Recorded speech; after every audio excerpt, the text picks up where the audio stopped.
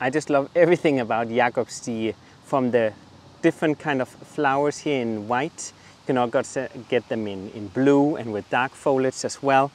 And these ones, they flower a very long time, are really great for insects as well.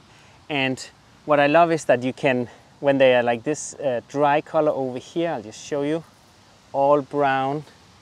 And notice they are all dry when I collect them, but they are easy to grow from seeds. So they have these black seeds here. You can see you get a lot of new baby Jakobstie. And I add them in a coffee filter with a name tag on, so I don't forget also what color it is. And then you can sow them right away now, or you can winter sow them or keep them until spring, so all when you are ready to sow them. For this, we're using regular potting soil because it's the cheapest. We did add water beforehand. That'll help our seeds not get lost and tossed around in the tray. Oh, and if you want to see a great video on how to winter sow, click the link here. Good job, Lars. I'm sowing my Jakobstie here, and they have like brown, dark brown seeds.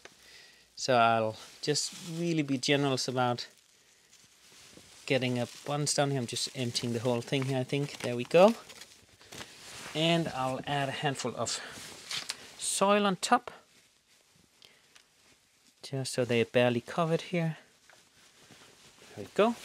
Then I'm gonna take my name tag here, so remember what it is. And I'll place them out in the greenhouse and keep an eye on and use my spray if the top here gets dry. And then I don't have to do anything about them. They'll stay in the greenhouse until it gets warmer. They'll get cooler and warmer temperatures, and then in the spring they will start to germinate. And once they are a little bit bigger, around have the second set of leaves, I can plant them directly out in the garden once it gets warmer.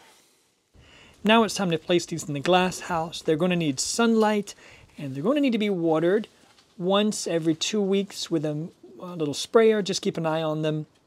Once these seedlings start to sprout, they'll be ready to plant out directly in the garden come springtime.